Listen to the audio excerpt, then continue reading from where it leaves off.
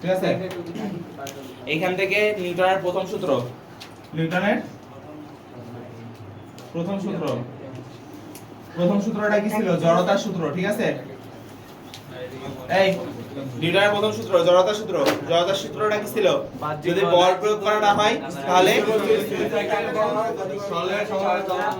স্থির বস্তু স্থির থাকবে, সমবেগে চলতে থাকা বস্তু সমবেগে চলতে থাকবে। অর্থাৎ এটাকে যদি গাণিতিকভাবে প্রকাশ করি, তাহলে বল প্রয়োগ না করলে বাহ্যিক বল যদি 0 হয়, বাহ্যিক বল 0 হলে v সমান u হবে। ঠিক আছে, এটা হচ্ছে নিউটনের প্রথম সূত্র। ক্লিয়ার? বাহ্যিক বল যদি 0 হয়, অর্থাৎ প্রদত্ত বল যদি 0 হয়, তাহলে শুরুর বেগ যা শেষ বেগ তাই। এখন শুরুতে যদি স্থির থাকে তাহলে শেষেও স্থির থাকবে, শুরুতে যদি সমবেগে চলতে থাকে, যে কোনো একটা বেগে চলতে থাকে, শেষেও সেই একই বেগে চলতে থাকবে। ঠিক আছে, এটা হচ্ছে নিউটনের প্রথম সূত্র, জড়তার সূত্র। ক্লিয়ার? বল শূন্য হলে, বাহ্যিক বল 0 হলে এখান থেকে আমরা বলের সংজ্ঞা দিতে পারি এইভাবে, যে যার প্রয়োগে স্থির বস্তু চলমান হয় অথবা সমবেগে চলতে থাকা বস্তুর বেগের পরিবর্তন হয়, সমবেগে চলতে থাকা বস্তুর বেগের পরিবর্তন হয়, তাকে বলে বল। এখন বেগের পরিবর্তন মানে শুধু এইটা না, তাকাও, এইখান থেকে আস্তে আস্তে যাচ্ছে, তার মানে স্লো একটা বেগে যাচ্ছে, তাই তো? তুমি বল প্রয়োগ করলা, বল প্রয়োগ করার পরে জোরে চলে গেল, তার মানে কি বেগের পরিবর্তন হচ্ছে না, ত্বরণ হচ্ছে। প্রথমে সমবেগে চলতেছিল, যখন তুমি বল প্রয়োগ করবা তখন জোরে যাচ্ছে, ত্বরণ হইতেছে। ঠিক আছে, এটা তো বেগের পরিবর্তন। কিন্তু বেগের পরিবর্তন আরো একভাবে হওয়া সম্ভব। মনে করো যেখানে 10 মিটার পার সেকেন্ড বেগে একটা জিনিস যাইতেছে, তাই তো? তুমি তার উপরে বল প্রয়োগ করলা, বল প্রয়োগ করার ফলে ও এই দিকে চলে আসলো 10 মিটার পার সেকেন্ড বেগেই, অর্থাৎ বেগ বাড়লো না, বেগ বলতে স্পিড বাড়লো না, 10 মিটার পার সেকেন্ড বেগে আছে, এদিকেও 10 মিটার পার সেকেন্ডেই আছে, কিন্তু তুমি এইখানে একটা বল প্রয়োগ করছো, তাহলে এখানে কি বলবো? এখানে কি বলের বেগের পরিবর্তন হয়েছে? বেগের পরিবর্তন হয়েছে, বেগের পরিবর্তন হয়েছে। বেগ কি? বেগ ভেক্টর না? ভি, ভি এর মান দিক উভয় আছে না? মান দিক দুইটাই আছে না? যে কোনো একটারও যদি পরিবর্তন হয় তারপরেও বেগের পরিবর্তন হয়েছে, আর একটার পরিবর্তন না হলে।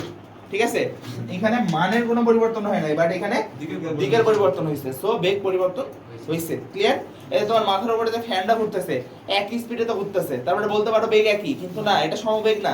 কেন? কারণ প্রত্যেক সেকেন্ডে সেকেন্ডে ফ্যানের পাখা তার দিক পরিবর্তন করতেছে, সুতরাং এটা সমবেগের উদাহরণ না, এটা সমদ্রুতির উদাহরণ। ঠিক আছে, ক্লিয়ার? বুঝাতে পারলাম সমদ্রুতি কি আর সমবেগ কি? ক্লিয়ার? ক্লিয়ার।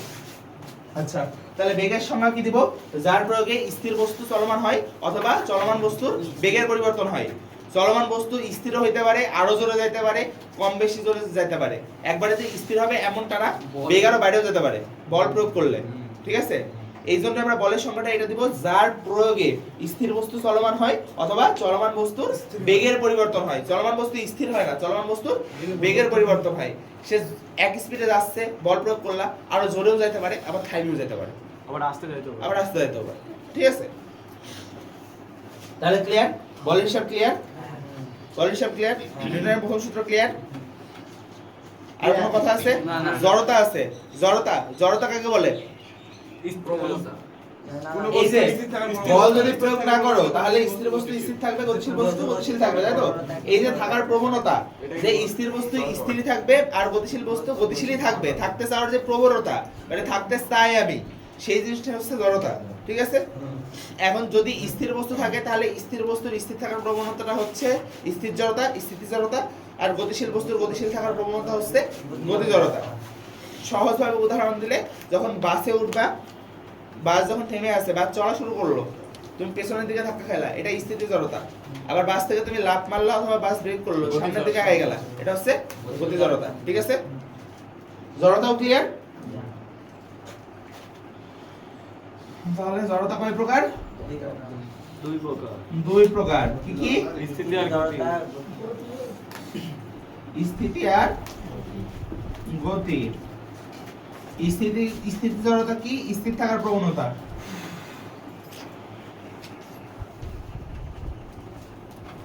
আর গতি জড়তা কি? গতিশীল থাকার। এগুলো বই আছে, খুব বেশি একটা রিডিং করার, মানে খুব বেশি একটা তোলার দরকার নেই, এগুলো বই আছে, শুধু ম্যাথমেটিক্যাল টার্মগুলো উঠাবা। ঠিক আছে, এখন নিউটনের প্রথম সূত্রের কনসেপ্ট তো ক্লিয়ার। আর কিছু তো বাদ আছে বলে মনে হয় না, কিছু বাদ রাখলাম না, শুধু এই ম্যাথমেটিক্যাল টার্মটা মনে রাখো। যদি m সমান 0 হয় অর্থাৎ বাহ্যিক বল যদি 0 হয় তাহলে শুরুর বেগ আর শেষ বেগ সমান, ঠিক আছে? নিউটনের দ্বিতীয় সূত্র থেকে প্রথম সূত্র প্রমাণ করতে দিবে খ নম্বরে অথবা ছোট প্রশ্নে। প্রথম থেকে দ্বিতীয়, দ্বিতীয় থেকে প্রথম। আচ্ছা, আমাদের দ্বিতীয় যে জিনিসটা আছে সেটা হচ্ছে ভরবেগ। বল বল মৌলিক বলের প্রকৃতি এগুলো রিডিং এর মধ্যে, এগুলো আমার এখানে দেওয়ার বিষয় না, ঠিক আছে? মৌলিক বল কয় প্রকার? 4 প্রকার। কি কি? সবল, নিউক্লিয়, মহাকর্ষ বল, সবল, দুর্বল চৌম্বকীয় বল, দুর্বল নিউক্লিয় বল, সবল নিউক্লিয় বল, ঠিক আছে? এগুলো নিজে নিজে রিডিং করার বিষয়। তাহলে আমাদের প্রথম ম্যাথমেটিক্যাল টার্মে আসি। টাইপ 1 ভরবেগ, P সমান mv। ভরবেগ ও এর সংরক্ষণশীলতা একবারে এর মধ্যে দিয়ে দেব সব, ঠিক আছে? আচ্ছা, সংরক্ষণ ভরবেগ কোন একটা বস্তুর তো m একটা ভর আছে, তাই তো? এ এইদিকে চলমান হচ্ছে v বেগে, যে কোনো এইদিকে চলমান। তোমাদের বইয়ের জন্য দ্রুতি আর বেগ একই, অর্থাৎ তোমাদের এই সময়ে এই তোমরা 9 10 যেটা পাবা তোমাদের ক্ষেত্রে দ্রুতিও যা বেগও তাই, অর্থাৎ তোমাদের বেগের দিকের হিসাবটা নাই, ঠিক আছে? শুধু মানের হিসাব তোমাদের বেগের। সো একটা জিনিস সামনের দিকে চলতেছে বা পেছনের দিকে যেদিকে হোক না কেন চলতেছে, বস্তুটার ভর m, বস্তুটা v বেগে চলতেছে, তাহলে এদের ভরবেগ হবে হচ্ছে, ভরবেগকে যদি p দ্বারা প্রকাশ করি, p হচ্ছে ভর আর বেগের গুণফল, ঠিক আছে? যেহেতু v একটা ভেক্টর রাশি তাই ভরবেগও ভেক্টর রাশি, অর্থাৎ বেগ যেদিকে ভরবেগও সেদিকে। ক্লিয়ার? এখন যদি দুইটা বস্তু থাকে,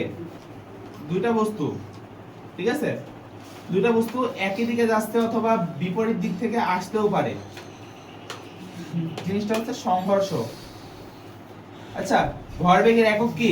কেজি মিটার এর একক হচ্ছে এই যে ভরের একক কি? কেজি। মিটার পার আর সেকেন্ড। ভি এর একক কি? Metre per second. আর মাত্রা m l t inverse 1, m, l t inverse 1। m এর জন্য, আর হচ্ছে l t ইনভার্স 1 বেগের মাত্রা, ঠিক আছে? ভরবেগের মাত্রা, ভরের মাত্রা m আর বেগের মাত্রা হচ্ছে l t ইনভার্স 1। ক্লিয়ার? আচ্ছা,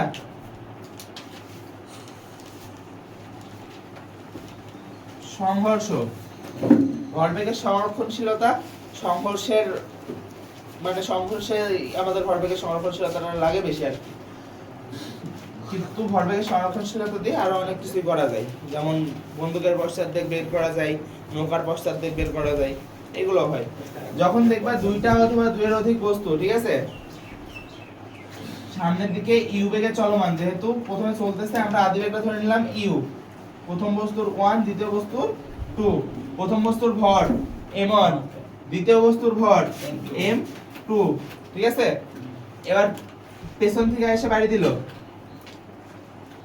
সংঘর্ষ হলো, ঠিক আছে?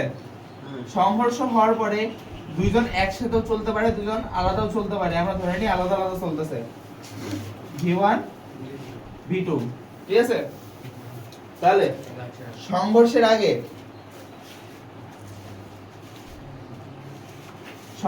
আগে প্রথম বস্তুটার জন্য একটা ভরবেগ ছিল m1 u1, তাই তো? সংঘর্ষের আগে এটার ভরবেগ কত? m1 u1, এটার ভরবেগ কত? m2 u2, তাই তো? পরে এটার ভরবেগ কত? m1 v1, এটার কত? m2 v2, তাই তো? ভরবেগের সংরক্ষণশীলতার নীতিটা হচ্ছে সংঘর্ষের আগে মোট ভরবেগ যা, সংঘর্ষের পরে মোট ভরবেগ তাই হবে। অর্থাৎ সংঘর্ষের আগে মোট ভরবেগ কত? এই বস্তুটার এইটা, এই বস্তুটার এইটা, মোট কত? এই দুটার যোগফল, এই দুটার যোগফল যা হবে, সংঘর্ষের পরে এইটার আর এইটার যোগফলও তাই হবে। এটাই হচ্ছে ভরবেগের সংরক্ষণশীলতা। ক্লিয়ার? বাতাসের বাধা তোমাদের এখানে সব ক্ষেত্রে উপেক্ষণীয়,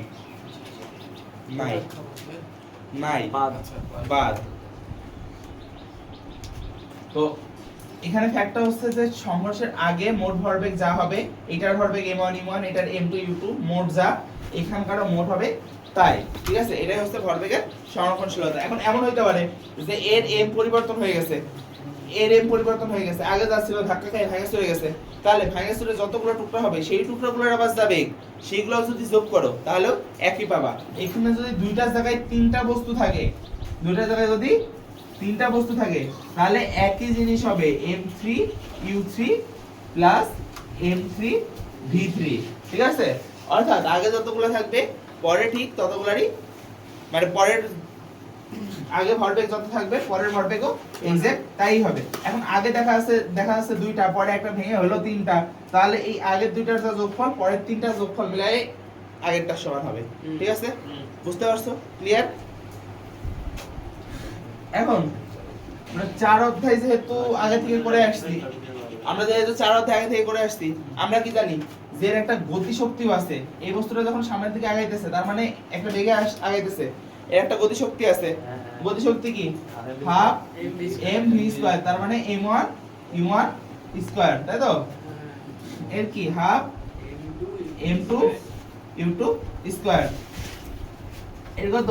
হাফ m1 v1 স্কয়ার, এর কত? Half m2 v2 square. এখন ভরবেগের সংরক্ষণশীলতার সাথে শক্তি সংরক্ষণশীলতাটাও আমার জানা উচিত, জানা দরকার। তাহলে শক্তি সংরক্ষণশীলতাটা কি? আগে মোট যা গতিশক্তি, আগে এইটার গতিশক্তি প্লাস এই গতিশক্তি, এইটার গতিশক্তি আর এটার গতিশক্তি মিলায়ে যা,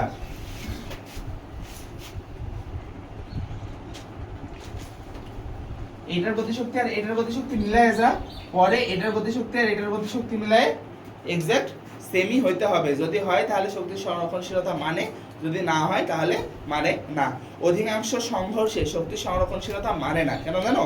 কারণ কিছুটা শক্তি তাপ আর শব্দরূপে অপচয় হয়।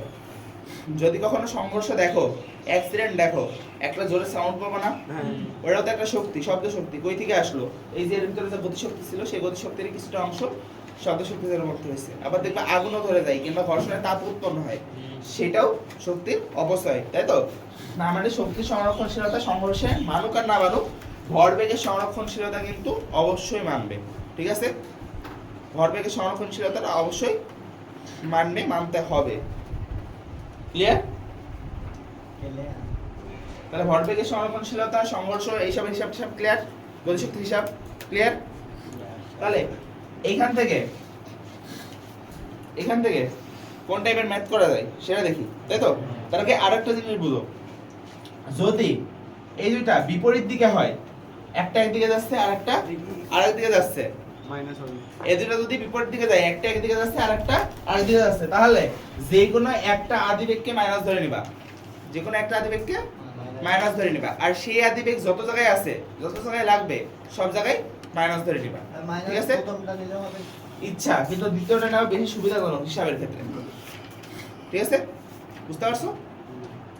ধরো, হ্যাঁ, ধরো যে এবার দুটো বস্তু এরকমই যাচ্ছে, একদিকে গেলে মাইনাস ধরে নিবা শুধুমাত্র, সেটা অন্য হিসাব। এখন এখানে সংঘর্ষ হলো, সংঘর্ষের পরে দুইজনের আলাদা হলো না, দুইজন একসাথে একই দিকে চলতেছে, অর্থাৎ মিলিত বেগ। সংঘর্ষের পরে দুইটা একসাথে একই দিকে চলতেছে, অর্থাৎ আলাদা হয়নি, তারা একসাথে মিলাই আছে, তাহলে মিলিত বেগ।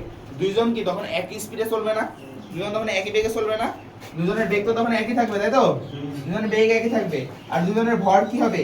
m1 আর m2, এই দুটো ভরের যোগফল হবে না?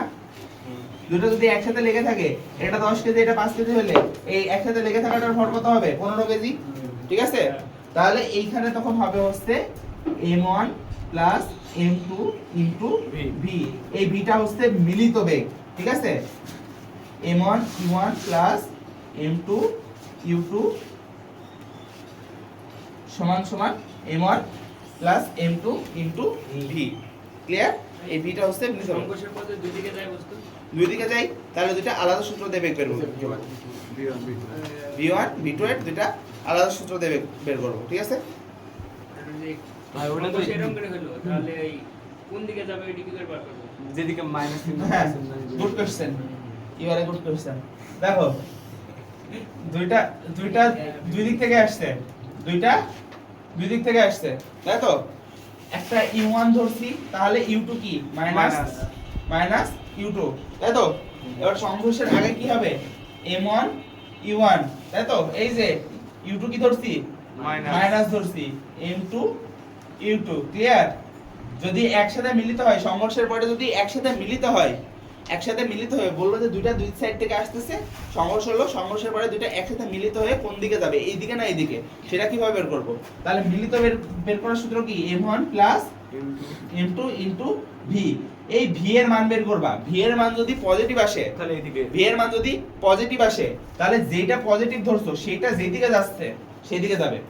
আর v এর মান যদি নেগেটিভ আসে, তাহলে নেগেটিভ যেটা ধরছো সেটা যেদিকে যাচ্ছে একসাথে মিলে সেই দিকে যাবে। ক্লিয়ার? ক্লিয়ার? তাহলে এই রিলেটেড ম্যাথ দেখবো। হ্যাঁ দেখাও। দেখি ম্যাথ বের করো, বের করো। রাজশাহী বোর্ড 2023 50 কেজি আর 700 কেজি এগুলো ছাড়া নিয়ে করতে হবে ভাই। আচ্ছা ক্লিয়ার করলাম, এই ক্লিয়ার করে দিলাম। কারণ কি উঠানোর দরকার ছিল?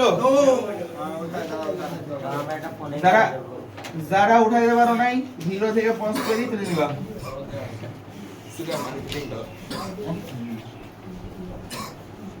সংঘর্ষের আগে আচ্ছা v1 v2 এর দুটো সূত্র ছিল না? হ্যাঁ বই কই? এই v1 সমান বিরাট সমান m1 minus m2 into u1 m1 plus u1 plus m2 u2 2m2 u2 m1 plus সূত্র, সব সূত্র তো আমার মুখস্থ ছিল, আমার আছে। এই মুখস্থ করিনি, আগে করছিলাম।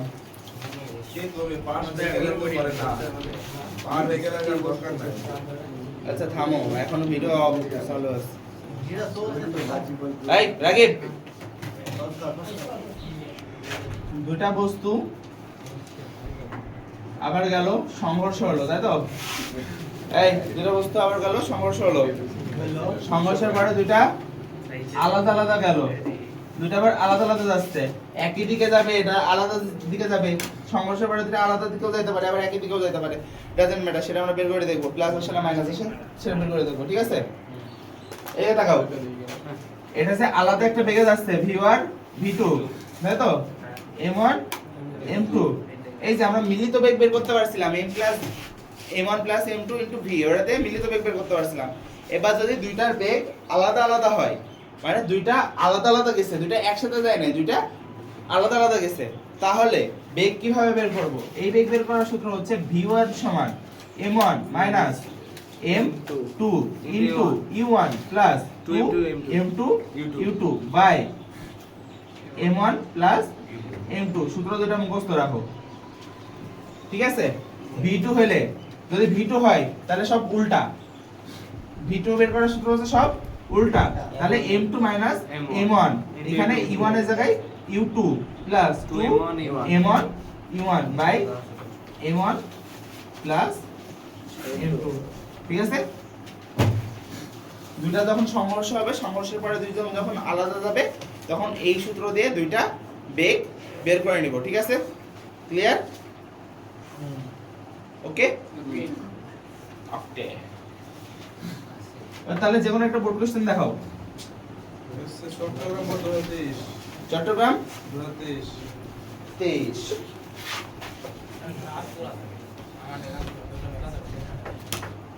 এই তোরা ফার্স্ট বছর চিল্লাস নি।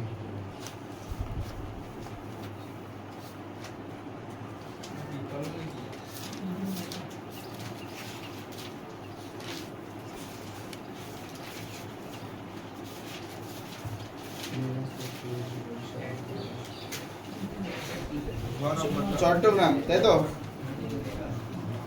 এই কি বলছে? 10 কেজি ভর, কত কেজি? 10 কেজি। যখন কোনো রিটেন কোশ্চেন দেবে আমরা বুঝতে পারবো না, রিটেন কোশ্চেন আমাদের বুঝতে অসুবিধা হবে, তখন আমরা যে কোনো ভাবে চিত্র কল্পনা করে নিব, তাহলে আমাদের জন্য বুঝতে ইজি হবে, তাই তো? দুইটি পরস্পরের দিকে, আরেকটা কত? 5 কেজি, দুইটা পরস্পরের দিকে যাচ্ছে, তাই তো? কত বেগে? 20 আর 10 প্রথমটা কত? 20 আর 30, 20 আর 30, ঠিক আছে? কি বলছে? যাত্রার শুরুতে তাদের মধ্যবর্তী দূরত্ব ছিল 1 কিলোমিটার, কত? 1000 মিটার, ঠিক আছে? বস্তুদ্বয়ের মধ্যে স্থিতিস্থাপক সংঘর্ষ হয়। স্থিতিস্থাপক মনে হয়। স্থিতিস্থাপক মানে যেখানে ভরবেগের পরিবর্তন নাই, নাকি গতিশক্তিতে, হ্যাঁ, গতিশক্তির পরিবর্তন নাই, মানে সমান হবে। গতিশক্তি সমান হবে, সেটা হচ্ছে স্থিতিস্থাপক। ওইরকমই দেয় এখানে এই ওদের প্রকাশিত কাজ আচ্ছা। গ নাম্বার, যাত্রা শুরুর কতক্ষণ পর বস্তুদ্বয়ের মধ্যে সংঘর্ষ হবে। এটা কিভাবে বের করবা? যাত্রা শুরুর কতক্ষণ পরে বস্তুদ্বয়ের মধ্যে সংঘর্ষ হবে। টি। এটা কিন্তু 2 অধ্যায়ের। এটা কোন অধ্যায়ের? 2 অধ্যায়ের। ধরে নাও x মিটার দূরে। x মিটার দূরত্বে সংঘর্ষ হয়, তাহলে কত? এটা 1000 মাইনাস x। ভি দিছ না ত্বরণ দিছ? কি দিছি একক? Metre per second. তাহলে কত? প্রথমটার জন্য x s1 সমান vt, তাই তো? x সমান 20 বা x সমান 20 টি। 20 t, আর দ্বিতীয়টা কত? 1000 মাইনাস x সমান 30 t, তাই তো? যোগ করো। এটা 1 নাম্বার প্রথম বস্তুর জন্য, এটা 2 নাম্বার। কি করতে হবে? যোগ। তাহলে 1000 সমান কত? 50t, অতএব পারলা ভাই? t সমান কত? 20 হয় মনে হয়। সমান কত? আরে 20 20 সেকেন্ড। তাহলে সংঘর্ষ হবে কতক্ষণ পর? 20 সেকেন্ড পর। এটা বুঝতে পারলা না এমন কথা? বিটি সূত্র লাগানো কারণ এখানে দুইটাই বেগ, এখানে বাতাসের দুটাই বেগ। বাতাসের বাধাটাতে এইসবগুলো কিছু নাই, এইসবগুলো উপেক্ষণীয়। যখন থাকবে তখন বলে দিবে, কিন্তু তোমাদের এইখানে বাতাসের বাধা উপেক্ষণীয়, অর্থাৎ নাই। কোন অঙ্কে আন্দাজে চিন্তা করতে যাবা না যে বাতাসের বাধা আছে, যতক্ষণ না বলে দিবে। আর বাতাসের বাধা সাধারণত এইসব ক্ষেত্রে দিবেও না, দিবে হচ্ছে ত্বরণের ক্ষেত্রে বা জিএর ক্ষেত্রে, জীবের করার ক্ষেত্রে, ঠিক আছে? ঘ নাম্বারটা কি বলছে? সংঘর্ষের পর কোনটির ভর বেশি হবে। তার মানে সংঘর্ষের পরে আমাদের দুটো আলাদা আলাদা ভর বের করতে হবে।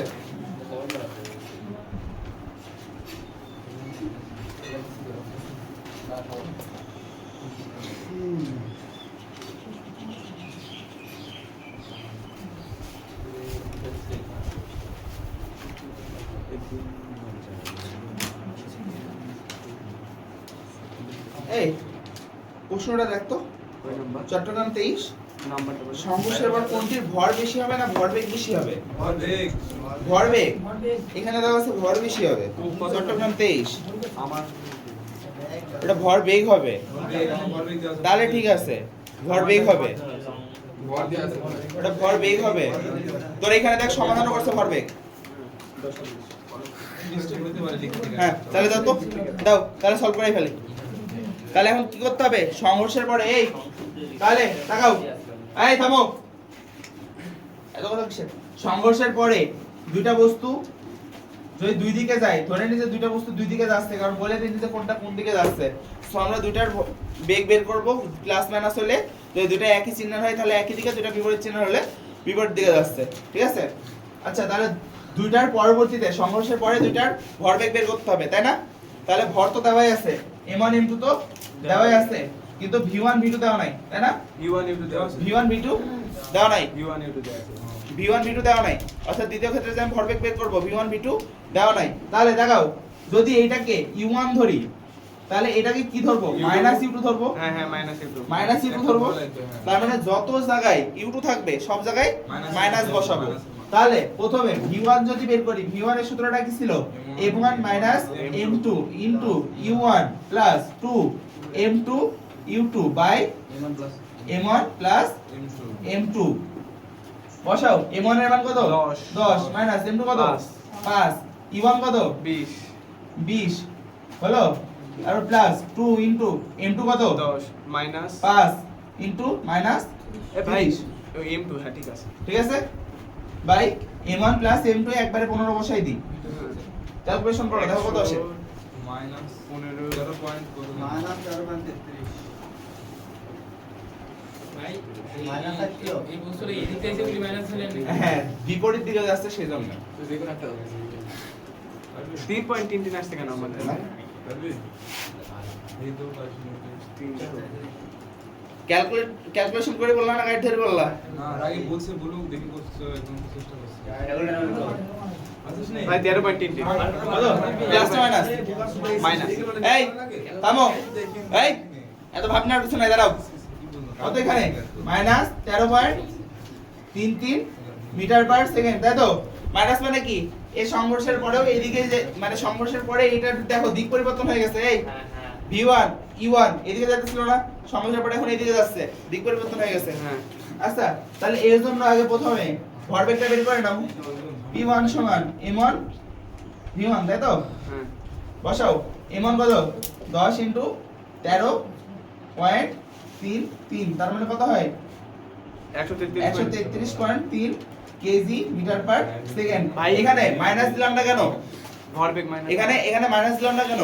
ভরবেগ কিন্তু মাইনাস হয় না, ঋণাত্মক হয় না, ভরবেগ ঋণাত্মক হয় না, কিন্তু এখানে ঋণাত্মক দিয়ে আমরা শুধুমাত্র বুঝাইছি যে তার দিক, এখানে মাইনাস দিয়ে বুঝাইছি দিক, যে সে এই দিকে যাচ্ছে, কিন্তু ভরবেগের ক্ষেত্রে মাইনাস দেওয়ার দরকার নাই, ভরবেগ ঋণাত্মক হয় না। যদি আবার বলে দাও যে হচ্ছে ভরবেগের মাইনাস দিয়ে যদি করো, মানে এখানে যদি মাইনাস 13.33 বসো, এখানে যদি মাইনাস দাও, তাহলে পরের লাইনে তোমাকে লিখে দিতে হবে যে ভরবেগ ঋণাত্মক হয় না, এখানে মাইনাস চিহ্ন দ্বারা শুধুমাত্র দিক বোঝানো হচ্ছে। ক্লিয়ার? ক্লিয়ার? এবার দ্বিতীয় বস্তুর জন্য v2 বের করো। m2 মাইনাস m1 ইনটু কত u2 plus 2m1 m1 by 1 plus m1 plus m2, মান বসাও। m2 কত 5 মাইনাস কত 10 10 ইনটু এই যে u2 আছে না, 30 u2 কিন্তু 30 না, মাইনাস 30, u2 কত মাইনাস 30 প্লাস 2 m1 10 m1 কত 20 বাই 15, দেখো এটা কত আসে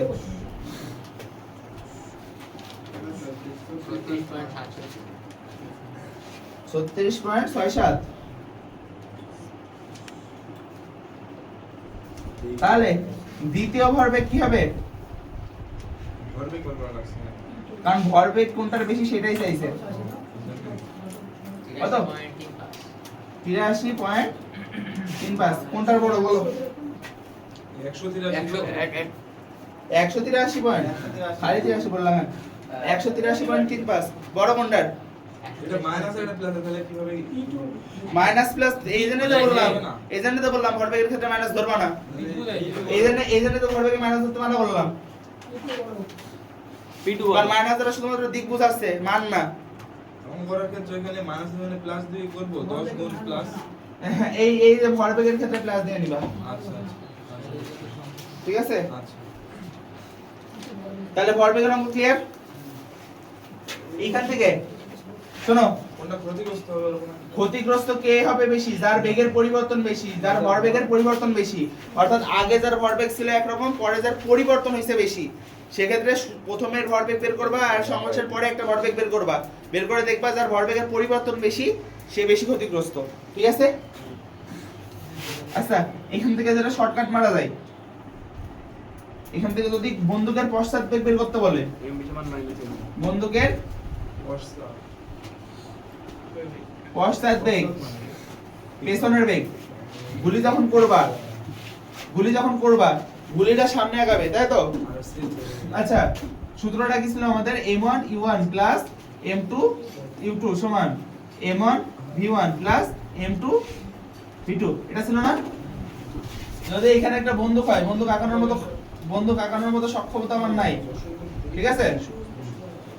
বন্দুক আঁকানোর মতো সক্ষমতা আমার নাই, সেজন্য লিখে বুঝাইলাম বন্দুক। আঁকি দাও দাও আচ্ছা বন্দুক থেকে একটা গুলি বের হবে, তাই তো? বন্দুক থেকে একটা গুলি বের হবে, তো যখন বন্দুকের ভেতরে গুলিটা আছে, অর্থাৎ বন্দুক থেকে এখনো বের হয়নি, বন্দুকের ভেতরে একটা গুলি আছে, তখন কি বন্দুকটাও স্থির, গুলিটাও স্থির না? তাহলে m1 u1 m2 u2 এটাও 0 এটাও 0, তাই না? যখন ভেতরে আছে, যখন বন্দুকের ভেতরে গুলিটা আছে, অর্থাৎ এখনো ফায়ার হয়নি, তখন এও 0 এটাও 0, তাই তো? তার মানে এখানে টোটাল ভরবেগ কত? 0, কারণ m1 u1 যদি করো তাহলেও 0 হয়, m2 u2 যদি করো তারপরেও 0 হয়। এখন বন্দুক থেকে গুলিটা যখন আলটিমেটলি বের হবে, ফায়ার হবে, তখন গুলিটা একটা বেগে বের হবে না, তখন m2 কিন্তু তখন m2 থাকবে, u2 কিন্তু তখন আর 0 না, u2 কিন্তু বেড়ে যাবে, কিছু না কিছু হলেও বেড়ে যাবে। তার মানে এখানে আর ভরবেগ যখন ফায়ারটা হবে তখন আর ভরবেগ 0 হবে না। ফায়ার যখন হবে তখন তো টোটাল ভরবেগ 0 হচ্ছে না, না। মানে টোটাল ভরবেগ 0 হবে, কিন্তু প্রথমে তো ভরবেগ 0 হচ্ছে না, কারণ গুলিটা তো একটু বেগে বেরোইতেছে। সো সেই গুলিটার তো একটা ভরবেগ আছে, সেটা নিঃসন্দেহে ঋণাত্মক না, মানে 0 না, সেটা নিঃসন্দেহে 0 না, 0 থেকে বেশি, যেহেতু গুলিটা বেরোচ্ছে। তাহলে এখন আমার আগের টোটাল ভরবেগ ছিল 0, পরে এখন বন্দুকের গুলির অলরেডি একটা ভরবেগ আমি পেয়ে গেছি, তার মানে ওইটাকে 0 করতে হলে কি করতে হবে, তার পেছনে একটা ভরবেগ আমার দেওয়া লাগবে, তার পেছনে একটা ভরবেগ আমার দেওয়া লাগবে, যাতে এই দুই ভরবেগের যোগফল যেহেতু 0, ওই দুইটা ভরবেগের যোগফলও 0 হয়, সেজন্য আমার পেছনের থেকে একটা বেগ দেওয়া লাগবে। এই জন্য যখন গুলি করবা তখন দেখবা বন্দুক পেছনে সরে আসে, পশ্চাৎ বেগ হয়। তাহলে এখন কত, এটাও 0, এটাও 0, তাহলে কি থাকে m1 v1 plus m2 v2, তাই তো? এক্সচেঞ্জ করো, m1 v1 সমান m2 v2 মাইনাস, ঠিক আছে? এখন আমার কি বের করতে হবে, বের করতে হবে হচ্ছে বন্দুকের পশ্চাৎ বেগ, তারপরে বন্দুকের v1 বের করতে হবে, তাই তো? এটা তো পরে v1 বেগই গেছে, তাহলে কি বের করতে হবে, v1 বের করতে হবে, v1 সমান m2 v2 by m1 minus, এটা হচ্ছে বন্দুকের পশ্চাৎ বেগের শর্টকাট সূত্র, অবজেক্টিভের ক্ষেত্রে ইউজ করব। mb equal to minus m, hmm, mb equal to minus m না এটা? তো অনেকটা সেমই তো, আলাদা কি হলো, একই জিনিস। একই হলো তো, সে v1 সমান সমান তো ক্যালকুলেশন একই আসলো। বড় প্রশ্ন এটা করা যাবে না? বড় প্রশ্নে এই টোটালটা দেখাই করবা, অবজেক্টিভ হলে এক লাইনে বাদ দিবা। আর ওইদিকে m1 v1 মানে m1 m ওইদিকে 0 ধরে নেব সবগুলোর ক্ষেত্রে। বন্দুকের ক্ষেত্রে, বন্দুকগুলির ক্ষেত্রে ফায়ার করার আগে তো দুইটাই স্থির, সেই জন্য 0 ধরে নিবা। ক্লিয়ার? ভরবেগের টাইপ থেকে বেরোবো, আর কিছু বাদ আছে? টাইপ 2, এটা হচ্ছে এক্সাক্ট বল, ঠিক আছে? এটা হচ্ছে এক্সাক্ট বল। এই বলটা পাবো কোন জায়গা থেকে? নিউটনের দ্বিতীয় সূত্র থেকে। নিউটনের দ্বিতীয় সূত্র, নিউটনের দ্বিতীয় সূত্র কি? f সমান ma, বাংলাটা বলো। বস্তুর ভরবেগের পরিবর্তন এর উপরে, ভরবেগের পরিবর্তনের হার এর উপরে প্রযুক্ত বলের সমানুপাতিক, এবং বল যেদিকে ক্রিয়া করা, মানে বল যেদিকে প্রয়োগ করা হয় ভরবেগের পরিবর্তনও সেদিকে হয়, তাই তো? এটা নিউটনের সেকেন্ড ল। তার মানে কি, ভরবেগের পরিবর্তনের হার, এই ভরবেগের পরিবর্তনের হার, এই যে হার কথাটার অর্থ জানো? একক সময়। হার কথাটার অর্থ হচ্ছে একক সময়ে বা প্রতি সেকেন্ডে বা বাই টি, এভাবে লিখতে পারো যে ভাগ টি, ঠিক আছে? তাহলে প্রথমে সূত্রের প্রথম অংশটা কি কি? ভরবেগের পরিবর্তন। ধরে নাও যে একটা বস্তু m, যে বস্তুটার ভর হচ্ছে m, বস্তুটা u বেগে গতিশীল, বস্তুর উপরে তুমি বল প্রয়োগ করছো। কি প্রয়োগ করছো?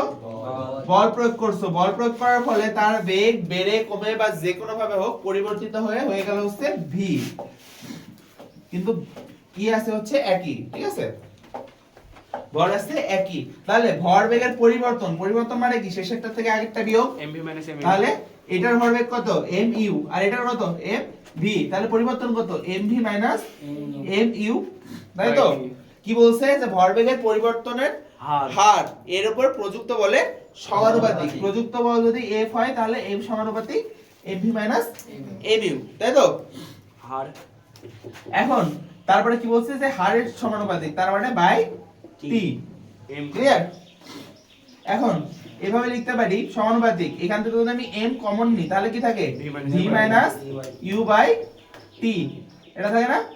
এটুক কি ত্বরণ না? হ্যাঁ m সমানুপাতিক m a লিখতে পারি। হ্যাঁ। সমানুপাতিক চিহ্ন উঠাইতে গেলে আমার দিতে হবে কি? একটা ধ্রুবক। ধরে নিলাম ধ্রুবকটা k, ঠিক আছে?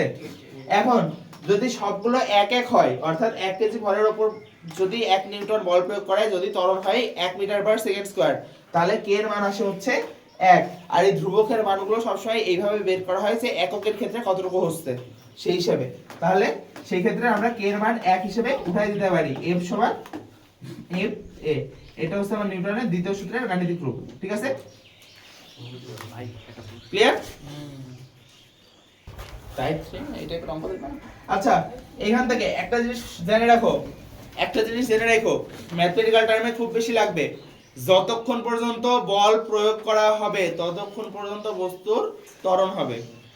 যতক্ষণ পর্যন্ত বল প্রয়োগ করা হবে ততক্ষণ পর্যন্ত বস্তুর ত্বরণ হবে। ক্লিয়ার? বল প্রয়োগ করা যখনই বন্ধ করে দিবা তখনই ত্বরণ হওয়া বন্ধ হয়ে যাবে। যেই বেগ ছিল সেই বেগেই চলতে শুরু করবে যদি ঘর্ষণ বল না থাকে। ঠিক আছে? এবার আমাদের ঘর্ষণের হিসাব নিকাশ আসবে। আচ্ছা, এটা তো নিউটনের সেকেন্ড ল। সেকেন্ড ল না? যদি সেকেন্ড ল থেকে ফার্স্ট লতে আসতে বলে তাহলে কি করবা? F সমান 0 তৈরি করব। নিউটনের দ্বিতীয় সূত্র থেকে যদি নিউটনের প্রথম সূত্রে আসতে বলে তাহলে কি করবা? F সমান নিউটনের প্রথম সূত্রটা কি ছিল? ফার্স্ট ল কি ছিল? F সমান সমান যদি 0 হয় তাহলে v সমান সমান u হবে, তাই তো? তাহলে ধরে নাও F সমান সমান সূত্র কি? ma, তাই তো? f এর মান কত ধরতে হবে? 0। তাহলে কত হবে? f a, তাই হবে, তাই তো? তাহলে এখানে a মানে কি? v minus u by t, তাই তো? এখানে কত? 0। এই যে m এখানে গুণাকারে আছে, ভাগ করে দাও, কত? 0। v minus u by t কি গুণাকারে আছে, গুণ করে দাও, কত? 0। 0 সমান v minus u, মাইনাস আছে এদিক নিয়ে আসো, u সমান v। হলো এই হচ্ছে আমার নিউটনের সেকেন্ড ল থেকে ফার্স্ট লতে নিয়ে আসার সিম্পল ফর্মুলা বা সিম্পল টেকনিক। এটা তোমাদের খ নম্বরে অথবা শর্ট কোশ্চেনে পড়তে পারে যে সেকেন্ড ল থেকে ফার্স্ট লতে নিয়ে আসো। ক্লিয়ার? ক্লিয়ার। তাহলে এবার এই বলের সাথে আমরা একই জিনিস একই সাথে আরেকটা জিনিস দেখবো, সেটা হচ্ছে ঘর্ষণ বল। ঠিক আছে? এর সাথে আমরা একই জিনিস দেখবো, সেটা হচ্ছে ঘর্ষণ বল, ফ্রিকশন।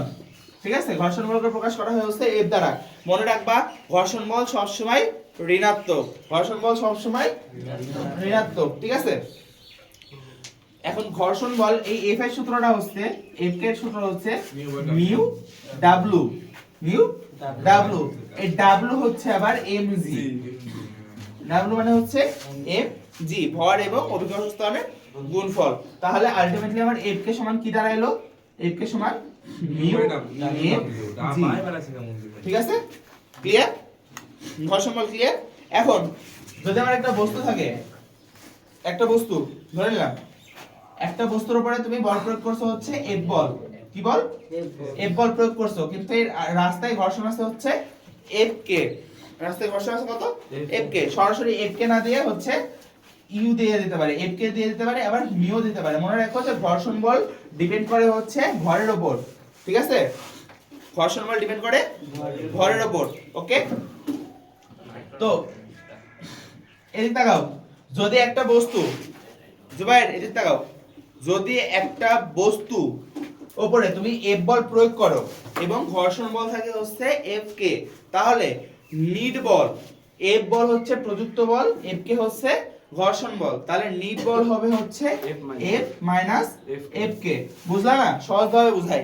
তুমি 10 নিউটন বল প্রয়োগ করছো কোনো কিছুর উপরে, 3 নিউটন তোমাকে বাধা দিচ্ছে, তাহলে তোমার কাজ করবে কয় নিউটনে? 7 নিউটন। 7 নিউটনের কি করলা? সিম্পলি বিয়োগ করে দিলা না বাধা দানকারী বলটাকে, তাই তো?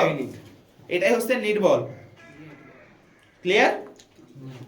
তার মানে আলটিমেটলি তুমি যেটুকু দিচ্ছ আর যেটুকু বাধা দিচ্ছে সেই দুটার বিয়োগফলে হচ্ছে নিট বল। মেইন সূত্রটা হচ্ছে নিট বল সমান ma। আমরা F সমান ma পাইছি না?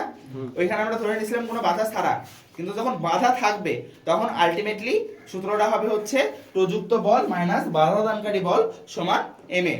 ঠিক আছে? ক্লিয়ার? এই পর্যন্ত ক্লিয়ার? এই পর্যন্ত ক্লিয়ার? হ্যাঁ। মনে রাখবা যতক্ষণ বল আছে, যতক্ষণ F আছে ততক্ষণ ত্বরণ আছে। এখন তাকাও, যদি F আছে বলতে মনে করলা যে ভাই F তো নাই, F কে আছে, F কেও কিন্তু এক ধরনের বলই, F কেও এক ধরনের বল না? ঘর্ষণ বল হোক আর যেই বলই হোক, ও তো এক ধরনের বল। তার মানে যতক্ষণ F কেও আছে, F কে আছে ততক্ষণ পর্যন্ত যেহেতু F কে ঋণাত্মক, ঋণাত্মক ত্বরণ অর্থাৎ মন্দন আছে। ক্লিয়ার? যতক্ষণ না থামে। ক্লিয়ার? তাহলে এবার ম্যাথমেটিক্যাল টার্মে যাই, তাই তো? সূত্র কি কি পাইলাম? F সমান ma, F কে সমান মিউ w, আর একটা কি পেলাম? F মাইনাস F কে সমান m a। ঠিক আছে? এই ঘর্ষণ বলকে সবসময় ঋণাত্মক ধরতে পারো, অসুবিধা নাই। ওকে? এবার একটা ম্যাথ দেখো, যে কোনো একটা ম্যাথ দেখো। কপি কল আছে যে? হ্যাঁ কপি কলে আরে ভাই যাবো আস্তে আস্তে, একবারে যাবো। কপি কলে ম্যাথ হলো তাহলে তো এই ম্যাথে বেশি আছে, এই মাস এই এই ম্যাথ বেশি আছে, তিনটা না আছে কপি করে অল্পগুলো আছে। দেখি বের করো, এই কপি কলে গাইড বের করো। বল রিলেটেড একটা অঙ্ক দেখাও। বরিশাল বোর্ড 25 বরিশাল 25 দেখি। 12 কেজি ভরের একটি স্থির বস্তুকে 3200 মিটার দূরে অবস্থিত একটি গর্তে ফেলানোর উদ্দেশ্যে এক ব্যক্তি 50 নিউটন 8 সেকেন্ড যাবত প্রয়োগ করলো। তুই আমাকে কি বল, আমি দেখে নিচ্ছি। রিডিং করতে লাগে 6 নম্বর ভাই। আগে ভিডিওটা পজ কর। পজ করে রাখবি, হ্যাঁ। আচ্ছা, কিবোর্ড বরিশাল বোর্ড 25, ঠিক আছে বাবু 25 কি আছে 12 কেজি ভরের। শোনো, আমরা যখনই কোনো কোশ্চেন বুঝতে পারবো না তখনই আমরা কি করে নিব, চিত্র বুঝবো চিত্র আঁকায় নিব, ঠিক আছে। শোনা করে নেব। তাহলে এদিকে তাকাও, 12 কেজি ভরের বস্তু, বস্তুটার উপরে কতক্ষণ ধরে বল প্রয়োগ করতেছে, 8 সেকেন্ড ধরে বল প্রয়োগ করতেছে, তাই তো। 8 সেকেন্ড ধরে বল প্রয়োগ করতেছে, তাহলে ফেলাইতে হবে কত ধরে, পোস্ট করতো। এই বরিশাল বোর্ড 25 কোশ্চেনটা কি আছে, 12 কেজি ভরের একটি স্থির বস্তুকে 3200 মিটার ধরে কত দূরে ফেলাইতে হবে, 3200, টোটাল দূরত্ব কত, 3200 মিটার দূরে ফেলাইতে হবে, ঠিক আছে। কত সেকেন্ড ধরে বল প্রয়োগ করছে, 8 সেকেন্ড ধরে, কত নিউটন, 50 নিউটন। পথের ঘর্ষণ বল কত, 2 নিউটন। 2 নিউটন। তাহলে আমার আলটিমেটলি দেখার বিষয় হচ্ছে কি, যে 8 সেকেন্ড পরে আমি বল প্রয়োগ করা ছেড়ে দিব, তারপরে 3200 মিটার পর্যন্ত পৌঁছাই কিনা, তাই তো। তাহলে আমি প্রথমে বের করে নিই, যেই 8 সেকেন্ড পর্যন্ত বল প্রয়োগ করা হয়েছে সেই 8 সেকেন্ড এর উপরে ত্বরণ আছে, হ্যাঁ যে 8 সেকেন্ড পর্যন্ত বল প্রয়োগ করা হয়েছে সেই 8 সেকেন্ড ত্বরণ আছে, হ্যাঁ আছে তো। কারণ যতক্ষণ বল ততক্ষণ ত্বরণ। তাহলে প্রথম 8 সেকেন্ডের জন্য আগে ত্বরণ বের করি, প্রথম 8 সেকেন্ডের জন্য আগে 4 মিটার ত্বরণ বের করি। তারপরে কত আছে, 48 f মাইনাস f k সমান m a। f k কত আছে, 2, f কত 50 মাইনাস 2 সমান m 12 a, বা 48 বাই m কত 12 সমান A, a, কত a সমান 4 মিটার পার সেকেন্ড স্কয়ার। তাহলে পাইলাম এই পর্যন্ত a কত আছে, 4 মিটার পার সেকেন্ড স্কয়ার, তাই তো। তাহলে এবারে এই 8 সেকেন্ড পর্যন্ত যেহেতু ত্বরণ আছে, এই 8 সেকেন্ড পর্যন্ত আগে অতিক্রান্ত দূরত্ব বের করি, 8 সেকেন্ড পর্যন্ত অতিক্রান্ত দূরত্ব বের করি। s1 সমান কি ut plus half a t square, তাহলে কত 0t 0 t বাদ দিয়ে দিলাম, হাফ ইনটু 2 ইনটু t কত 4 হবে ভাই 4 r t স্কয়ার, ও 4, ঠিক আছে। তাহলে কত 2 128 28 টা 64 আর 2 64 দ্বিগুণ 128 মিটার 128 মিটার, তাই তো। তাহলে এইটুক পর্যন্ত কত দূরত্ব গেল, 128 128 মিটার, ঠিক আছে। তাহলে বাকি আছে কতটুকু, 3200 থেকে বিয়োগ করো, 3200 মাইনাস 128 কত থাকে 3072 মিটার থাকে। হ্যাঁ মুখস্থ নেই ভাই তোমার? এই দেখলাম যে ও, আচ্ছা 3072 মিটার থাকে না। তাহলে এবার আমার কোশ্চেন হচ্ছে, যে এই পর্যন্ত আসার পরে আমরা কি করছি, বল সরাই দিছি। ছেড়ে দিছি, তাহলে আর কি ত্বরণ হবে, না f আর কি ত্বরণ হবে, বল তো ছেড়ে দিছি, আর তো ত্বরণ হবে না। মাইনাস কিন্তু এফ কি কিন্তু চলছে মানে ঘর্ষণ বল কি চলছে ঘর্ষণ হ্যাঁ, বল হ্যাঁ। সব জায়গায় পুরো রাস্তায় চলমান, অর্থাৎ এইখানে বন্ধন হবে। 2 নিউটন আছে, ঠিক আছে। মাইনাস f সমান m কি আছে, 2 নিউটন আছে। তাহলে এখন আমার কি বের করতে হবে, মন্দন বের করতে হবে, তাই তো। যেহেতু এখানে আছে, তার আগে আমরা বের করে নিই, আমরা যখন বল ছেড়ে দিলাম তখন বেগ। আলটিমেটলি ওর বেগ কত। এইখানে তো ইউ ছিল, 0 ছিল, তাই তো। হ্যাঁ। ইউ এইখানে এসে ভি হয়ে গেছে, v সমান m প্লাস এই ভিটাই আলটিমেটলি আমার এখানকার জন্য ইউ হিসেবে কাজ করবে, তাই তো। হ্যাঁ শোনো, এটা u1 v সমান সমান u2, ঠিক আছে, ক্লিয়ার। এখানে যে শেষ বেগটা পাবো সেই শেষ বেগটা আলটিমেটলি আমার পরবর্তী ক্ষেত্রে পরবর্তী টার্মে ইউজ করার জন্য আদিবেগ হিসেবে ব্যবহৃত হবে, তাই তো। তাহলে এখন আমরা v1 টা বের করি। v1 কোন সূত্রে বের করব, v সমান u v plus সমান v সমান u প্লাস at, সিয়াম বুঝতে পারতেছো, v সমান u প্লাস at, u কত 0, a কত 4, t কত 8 সমান 32 metre per second metre per second, clear. তাহলে এখানে v কত হলো 32 মিটার পার সেকেন্ড। আচ্ছা আমার আর যাইতে হবে 3072 মিটার মানে 3072 মিটার, যে শেষ পর্যন্ত তো থামবে তাই না, Zero. যে শেষ পর্যন্ত থামবে, তারপরে আমি ইউ পাইছি ভি পাইছি, এখন আমরা পাবো হচ্ছে A. মাইনাস এফ কে সমান M A M A, M A বা এ সমান কি minus F K by M সমান কত, Minus 2 ভাগ এম কত 12 12 না কত হয় মাইনাস 1/6 ভগ্নাংশ রাখো পারফেক্ট মানে কত মাইনাস 1/6 মাইনাস 1/6 এ, ঠিক আছে। তাহলে এখন আমরা দ্বিতীয় ক্ষেত্রে কি বের করব, দূরত্ব ভি পাইছি ইউ পাইছি এ পাইছি, তাহলে V ভি স্কয়ার সমান U square U square minus 2as plus 2as দিদি, কারণ মাইনাস আমরা এর জন্যই পাবো, ঠিক আছে।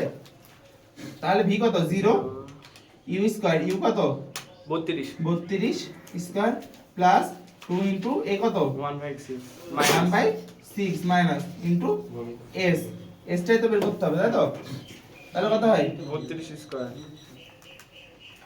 1024 32 1024 মাইনাস 1/3s 1/3s, 3s এটা যদি এদিকে নিয়ে যাই 1/3s সমান 1024 বা h সমান 3072 কত 3072 3072 মিটার। ব্যক্তির তাহলে s1 কতটুকু ছিল 128 s2 আর এটা হচ্ছে s2, s1 প্লাস s2 সমান কত 128 যোগ 30 72 সমান 3200, অতএব তার উদ্দেশ্য সফল। সফল সেই ব্যাগ অপিকল বা পুলি, তাই তো এই রিলেটেড যে সব ম্যাথগুলা কি বস্তু একটু পজ করতে বাতাস খাবার দাও। আচ্ছা এবার তাহলে হচ্ছে একটা কপি কল কল্পনা করি, ঠিক আছে, যে এইখানে একটা কপি কল আছে তাই তো, আগে আমাদের ঘর্ষণ উপেক্ষা করি, ঘর্ষণ ছাড়া ঠিক আছে, কপি কলের সাথে একটা দড়ি টাঙানো আছে, দড়ির এই পাশে একটা ভর আছে, বড় ভর m1 বলেছি কত কেজি, এমন এই পাশে একটা ভর ঝুলানো আছে যেটা হচ্ছে m2 ছোট ভর, তাই তো। এখন আমরা সাধারণ লজিক থেকেই জানি যে যেটা বড় ভর, সাধারণ লজিক থেকে আমরা জানি যেটা বড় ভর সেটা নিচের দিকে পড়বে, আর সেটা পড়বে তো পড়বে পুরো সিস্টেমটা সাথে নিয়ে পড়বে, অর্থাৎ এইখানকার এই ভরটার সাথে নিয়ে পড়বে, যদি এইখানে এই কোন ভর থাকে তাহলে সেই ভরটারেও সাথে নিয়েই পড়বে, ঠিক আছে। তার মানে পড়বে তো পড়বে সবাইরে সাথে নিয়ে পড়বে, আর এই যে স্পিডে পড়বে এর সাথে যখন এরা পড়বে তখন এরাও একই স্পিডে পড়বে, মানে একই ত্বরণে পড়বে, ঠিক আছে। এই যেই ত্বরণে পড়বে এরাও একই ত্বরণে পড়বে, কারণ স্বাভাবিক অবস্থায় তো এর জি ত্বরণে পড়ার কথা, যেহেতু কোনো একটা বস্তু উপর থেকে নিচে পড়তেছে জি ত্বরণে পড়ার কথা, কিন্তু যেহেতু পিছন থেকে বাধা দিবে সুতরাং ও জি ত্বরণে পড়বে না, ও জের চাইতে কিছুটা কম ত্বরণে পড়বে। ওকে, বুঝতে পারছো, এই পর্যন্ত বুঝাতে পারছি। ওই তরণটাই বের করতে হবে। এখন এই কপি কলের অঙ্কে সব সময়ই ত্বরণ বের করতে হবে, কপি কলের অঙ্কে সব সময় বের করতে হবে কি ত্বরণ। এখন m1 ভর, এই ভরটাকে পৃথিবীর তার নিজের দিকে টানতেছে, কি বলে টানতেছে f1 বলে, তাই তো, f1 সমান সমান m1 g লিখতে পারি। অনুরূপ ভাবে এটাকেও পৃথিবী নিজের দিকে টানতেছে, এটার জন্য লিখতে পারি কি f2 সমান m2 g লিখতে পারি। এবার এই বলটা তো নিচের দিকে পড়বে তাই না, তো নিচের দিকে যদি পড়ে তাহলে এখানে এটা যদি আমার কার্যকরী বল হয়, কার্যকরী বল আছে, এটা যদি আমার প্রদত্ত বল হয়, কারণ এই বলটাতেই তো পৃথিবীর টানার কথা একে, তাই তো, এটা হচ্ছে তাহলে আমার প্রদত্ত বল, আর এটা যেহেতু আমাকে বাধা দিবে পেছন থেকে সুতরাং এটা হচ্ছে বাধাদানকারী বল, F1 F2 সমান ma লিখতে পারি। এবার আমার বের করতে হবে কি আলটিমেটলি a বের করতে হবে, তাই না। a যদি আমি বের করতে চাই তাহলে কি হবে f1 f2 বাই m, এখানে m টা কি, এই m টা টোটাল সিস্টেমের m না, এই m টা টোটাল সিস্টেমের জন্য m না, তার মানে এই m টা হচ্ছে বড় m, এটা কি m বড় m বা m1 প্লাস m2 অর্থাৎ ভরদ্বয়ের যোগফল। ক্লিয়ার। এবার f1 এর জন্য কি লিখছিলাম m1 জি, F2 এর জন্য কি লিখছিলাম M2G by M1 plus M2, এটাই হচ্ছে আমার সাধারণ ক্ষেত্রে কপিকলের সূত্র। ঠিক আছে, যখন এরকম সিস্টেম থাকবে, যখন সিস্টেমটা থাকবে এরকম ঘর্ষণ ছাড়া, ঠিক আছে, এটা বড় সেটা থেকে বাতিল হবে। যেটা বড় সেটা যখন নিচের দিকে টানবে তখন এটা হবে আমার প্রযুক্ত বল, এটা বাধাদানকারী বল। এখান থেকে আমরা পাবো হচ্ছে ত্বরণ, যেই ত্বরণটা অবশ্যই জিএস চাইতে কম হবে, সবসময় জিএস চাইতে কম হবে, কারণ পিছন থেকে কিছু না কিছু তো বাধা দিচ্ছে, বাধা না দিলে তো জিএ পড়তো, কিছু না কিছু তো বাধা দিচ্ছে, তার মানে ও জিএস চাইতে কমে পড়তেছে। ঠিক আছে, ক্যামেরা চালু। এই কপিকল কিন্তু এখনো ক্লিয়ার হয়নি, ঠিক আছে। কপিকলে এবার ধরো এমন একটা জিনিস দিয়ে দিছে, এইখানে আরেকটা ভর ঝুলাই দিছে, এখানে আরেকটা ভর দিছে কপিকল দুই সাইডে, ঠিক আছে, M3 ভর, এখনো কিন্তু ঘর্ষণ ছাড়া, এখনো কি ছাড়া? ঘর্ষণ ছাড়া। ঘর্ষণ ছাড়া। তাহলে কি হবে? এটা পড়তেছে, তাই তো, এটা হচ্ছে আমার প্রযুক্ত বল, এটা হচ্ছে আমার বাধাদানকারী বল। সেই ক্ষেত্রে M3 এর ক্ষেত্রে আমার একটা বাধাদানকারী বল হওয়ার কথা ছিল না, এখানে F3 হওয়ার কথা ছিল না, F3 সমান M3G, এটা হওয়ার কথা ছিল না, কিন্তু এটা হবে না। কেন জানো? কারণ এই একটা সিস্টেমের উপরে আছে, একটা সিস্টেমের উপরে আছে, কোন একটা কিছুর উপরে আছে, তাই তো, কোন কিছুর একটার উপরে যদি থাকে তাহলে পৃথিবী ওকে যে বলে আকর্ষণ করতেছে, ও কিন্তু আলটিমেটলি উপরের দিকে এই বলটা দিয়ে ধরে আছে, মানে ওই পৃষ্ঠের জন্য কিন্তু ওর নিচের ওই বলটা ঠিকভাবে অনুভব করতেছে না এক্স্যাক্ট। যদি পৃষ্ঠটা সরাই দিতাম তাহলে F3G কাজ করতো, ঠিক আছে, M3G কাজ করতো, কিন্তু এখানে ঘর্ষণ বল যেহেতু নাই, সুতরাং F3 নাই, সুতরাং F3 নাই। সুতরাং এই ক্ষেত্রে কি হবে?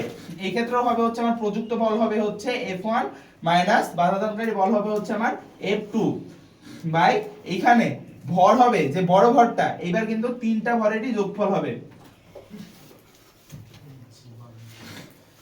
এই ভরের জন্য ফোর্স না থাকুক, এই ভরের ভর তো আছে, সুতরাং এখানে তিনটারই যোগফল হবে। ক্লিয়ার? তাহলে এখান থেকে কি লিখতে পারি? M1G minus M2G by M1 plus M3 সহ কি পড়বে? M3, হ্যাঁ M3 সহ পড়বে, যখন পড়বে পুরো সিস্টেম সাথে করে নিয়ে পড়বে। এখন যদি বলে ঘর্ষণ সহ, ঘর্ষণ সহ বলে দিছে এখানে F দেয়নি, কিন্তু বলে দিছে হচ্ছে মিউ আছে, ঠিক আছে।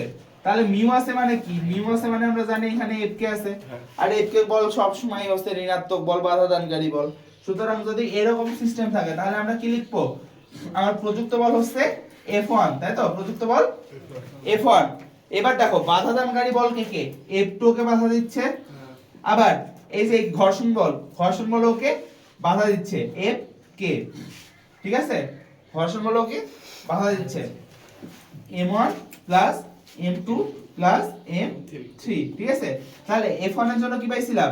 M1G মাইনাস M2G মাইনাস এই যে এখানে F কে মানে কি? F কে সমান সমান কি লিখতে পারি? M3G লিখতে পারি না, মিউ M3G, F কে সমান মিউ M3G লেখা যায়? লেখা যায়? হ্যাঁ হ্যাঁ। তাহলে mu M3G by M1 plus M2 plus M3। এখন তোমরা যদি এই প্রত্যেকটাকে আলাদা আলাদা সূত্র হিসেবে মনে রাখতে চাও তাহলে কতগুলো সূত্র হচ্ছে দেখছো? তোমরা আলাদা আলাদা সূত্র হিসেবে মনে রাখবা না, তোমরা কি হিসেবে মনে রাখবা? যে কপিকলের ক্ষেত্রে ত্বরণ সমান, কপিকলের ক্ষেত্রে ত্বরণ সমান প্রযুক্ত বল না বলি যেদিকে পড়বে, ঠিক আছে, যেদিকে পড়বে বা বড় ভরের বল, ঠিক আছে, বড় ভরের বল মাইনাস বাধাদানকারী, মানে যতগুলা বাধা দিবে সবগুলা বিয়োগ করে দিবা।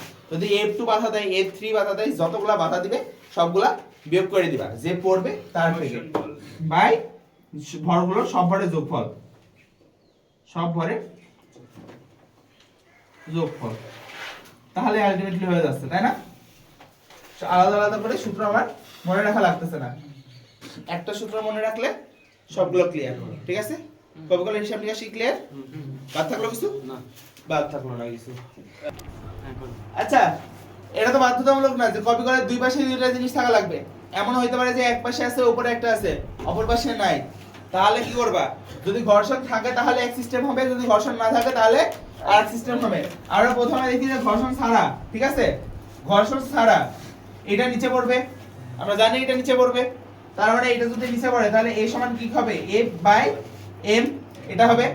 এখন একে বাধা দেওয়ার মতো কেউ আছে? না।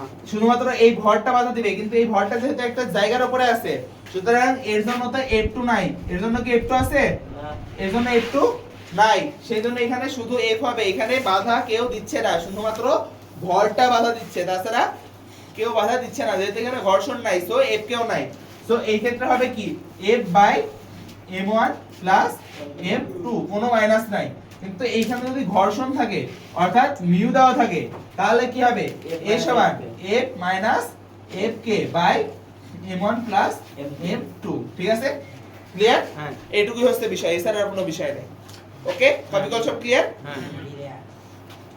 ক্লিয়ার।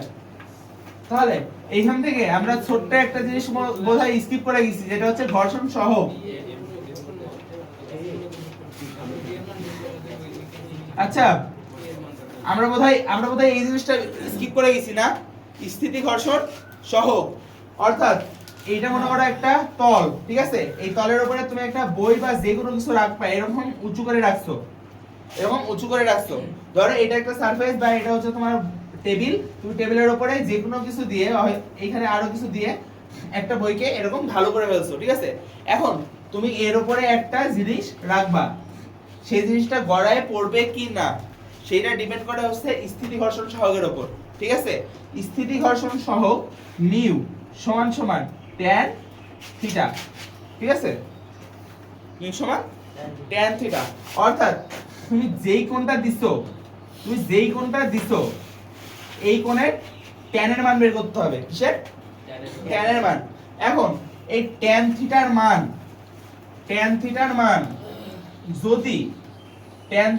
যদি মিউ এর চাইতে বড় হয়, tan থিটার মান যদি মিউ এর চাইতে বড় হয়, তাহলে জিনিসটা গড়ায় পড়বে। tan থিটার মান যদি মিউ এর চাইতে বড় হয়, তাহলে জিনিসটা গড়ায় পড়বে।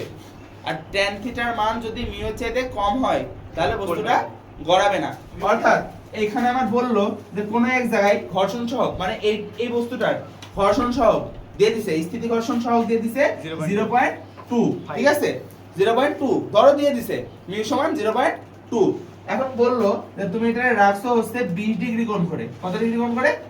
20 ডিগ্রি কোণ করে। তাহলে এই বস্তুটা তুমি এই জিনিসটাকে রাখছো কয় ডিগ্রি কোণ করে? 20 ডিগ্রি কোণ করে। এখন যদি তুমি এর উপরে একটা কোনো বস্তু রাখো, তাহলে সেই বস্তুটা গড়ায় পড়বে কি না, কোশ্চেন হচ্ছে এটা।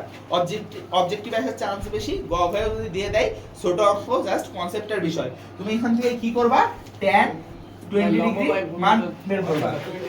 tan 20 ডিগ্রির মান ডাইরেক্ট ক্যালকুলেটরে বসাই দাও, কত আসে? 0.03। এটা কি মিউ এর থেকে বড় না? হ্যাঁ। এটা কি মিউ এর থেকে বড় না? হ্যাঁ। এটা তো মিউ এর থেকে বড়। অতএব যদি তুমি এর উপরে কোনো কিছু রাখো, তাহলে গড়ায় পড়বে। ক্লিয়ার? বুঝতে পারলো? হ্যাঁ হ্যাঁ ঠিক আছে, তাহলে আরেকভাবে বার করা যায় না যে কোণের হিসাবে যে 4 অধ্যায়ের চার অর্থের এটা বলতে tan ইনভার্স 0.2 সমান ওইখানে, মানে তুই যেটা বোঝাইতে চাচ্ছিস যে আমি এখানে হচ্ছে এই এটা দিব tan থিটা সমান সমান 0.2, এখান থেকে আমি থিটার মান বের করব, তাই তো? tan ইনভার্স 0.2 এটা এখান থেকে আমি থিটার মান বের করব, তাই তো? এখান থেকেও হবে। তুমি থিটার মান যদি দেখো যে বিশেষ চাইতে কম আসছে, তাহলে যত ডিগ্রি পাবা থিটার মান তত ডিগ্রি পর্যন্ত রাখলে পড়তো না। তার চাইতে যদি বড় কম হয় তাহলে পড়বে। আর কম হলে পড়বে না, সমান হলে থাকার কথা, পড়ার কথা। স্থির থাকবে না। আর ভাই যদি থিটার মান বেশি হয় তাহলে পড়বে না, কি হবে? পড়ে যাবে। সমান হলে কি হবে ভাই বলেন? সমান হলে তো পড়ার কথা না। টাইপ কি? মহাকর্ষ, তাই তো? মহাকর্ষ বল টাইপ 4। মহাকর্ষ বলের জন্য নিউটনের একটা সূত্র আছে। সূত্রটা হচ্ছে যে এই মহাবিশ্বের প্রতিটি বস্তুকণা একে অপরকে আকর্ষণ করে। এই আকর্ষণ বলের মান বস্তুদ্বয়ের ভরদ্বয়ের গুণফলের সমানুপাতিক। যদি দুইটা বস্তু হয় m1 আর m2, তাহলে এদের মধ্যেকার আকর্ষণ বল এদের দুইজনের ভরদ্বয়ের গুণফলের সমানুপাতিক। এবং দূরত্বের বর্গের ব্যস্তানুপাতিক, ঠিক আছে, এবং এই বল বস্তুদ্বয়ের সংযোজক সরলরেখা বরাবর ক্রিয়া করে। ক্লিয়ার? ক্লিয়ার। আচ্ছা, তাহলে এই দুইটা সূত্রকে যদি আমি এক জায়গায় করি তাহলে কি হয়? F সমানুপাতিক m1 m2 by d square, তাই তো? সমানুপাতিক চিহ্ন উঠাইতে গেলে আমার একটা ধ্রুবক দরকার, যে ধ্রুবকটা হচ্ছে g m1 m2 by d square. এই g টা হচ্ছে মহাকর্ষীয় ধ্রুবক। g এর মান কত? 6.67 into 10 inverse 11 g হচ্ছে 6.67 into 10 to the power minus 11। g এর একক কি? একক যদি মনে না থাকে তাহলে একক বের করে নিবা, একক আমারই মনে নাই। তাহলে কি হবে? f d square by m1 m2, তাই তো? f কি নিউটন না? নিউটন। নিউটন। তারপর কি? Metre square by KG square, তাই তো? বাই কেজি স্কয়ার না একক? তাহলে কি? Newton metre square KG inverse 2 KG inverse 2 2। মনে না থাকলে বের করে নিবা, ঠিক আছে? একক বের করাও শিখে গেল এক হাতে। কিভাবে একক বের করবা? তাহলে এই সূত্রটা থেকে আমরা কি বুঝতে পারতেছি? যে f সমানুপাতিক 1/d স্কয়ার আর f সমানুপাতিক m1 m2, তাই তো? এখান থেকে অবজেক্টিভ কোশ্চেন কেমন হইতে পারে? ধরো ভাই এখানে যদি যে কোনো একটার m, যে কোনো একটার ভরও 2 গুণ বাড়াও, তারপরেও বল বাড়বে 2 গুণ, কুলম্বের মতো। যে যদি দুইটারই ভর 2 গুণ করে বাড়াও তাহলে কত হবে বল? 4 গুণ। যদি একটা 2 গুণ একটা 3 গুণ বাড়াও কত হবে? 6 গুণ। যদি একটা হাফ আর একটা হাফ অর্থাৎ দুইটাই অর্ধেক করো তাহলে কত হবে? 1/4 গুণ 1/4, অর্থাৎ তখন 4 গুণ কমবে, ঠিক আছে? আর যদি দূরত্ব 2 গুণ করো তাহলে কত হবে? 1/4 গুণ 1/4 গুণ। দূরত্ব যদি 2 গুণ করো তাহলে কত হবে? 1/4, অর্থাৎ 4 গুণ কমবে।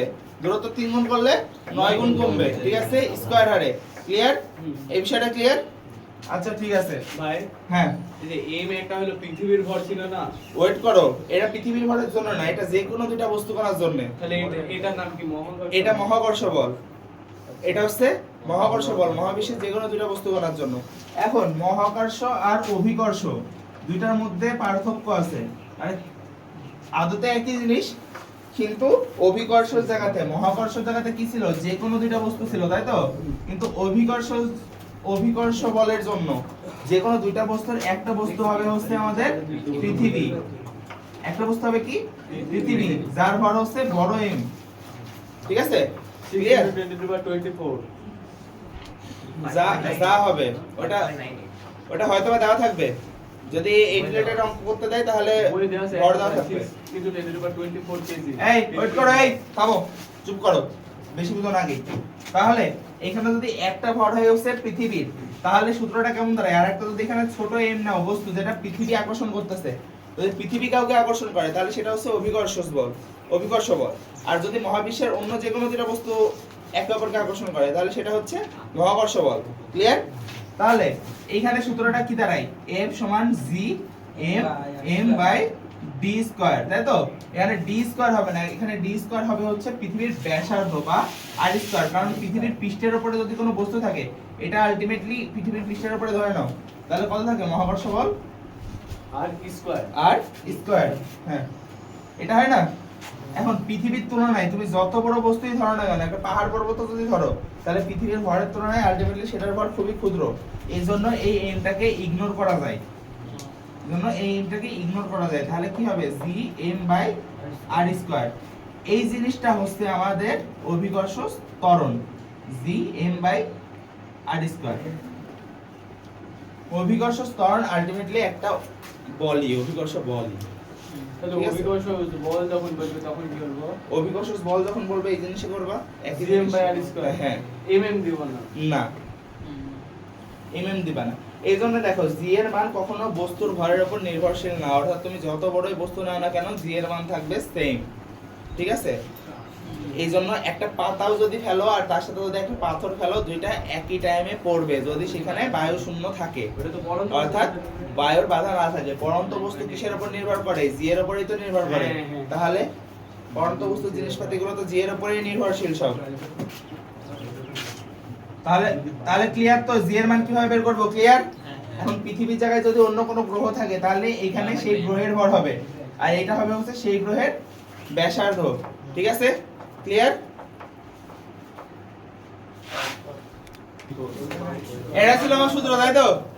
এবার দেখো এই আরটা কি? আর হচ্ছে পৃথিবীর ব্যাসার্ধ। পৃথিবীর ব্যাসার্ধ হচ্ছে আর, তাই তো? এখন যদি পৃথিবীর থেকে এই উচ্চতায় যাওয়া যায়, ধরো এইখানে বস্তুটা আছে, পাহাড়ের চূড়ায় হইতে পারে বা যে কোনো বিল্ডিং এর ছাদে হইতে পারে, যদি হয় এইটুকু যদি হয় হচ্ছে আমার এইচ, ঠিক আছে? এটুকু যদি এইচ হয় তাহলে এখানে অভিকর্ষ স্তরের মান কেমন আসে? G M by R plus H square, এটা আসে না? তার মানে কি আর এর মান বাড়তেছে না? আর এর মান তো বাড়তেছে, তার মানে কি আর এর মান বাড়া মানে কি জি এর মান কমা, আর এর মান বাড়া মানে জি এর মান কমা, তার মানে যত উপরে উঠাবা তত জি এর মান কমবে। ক্লিয়ার?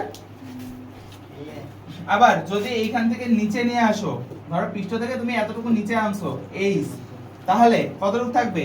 এরকম হবে না? জি সমান G M by R minus H square. তাহলে কি আর এবার কমতেছে না? আর কমতেছে না, তাহলে এবার জি বাড়ার কথা।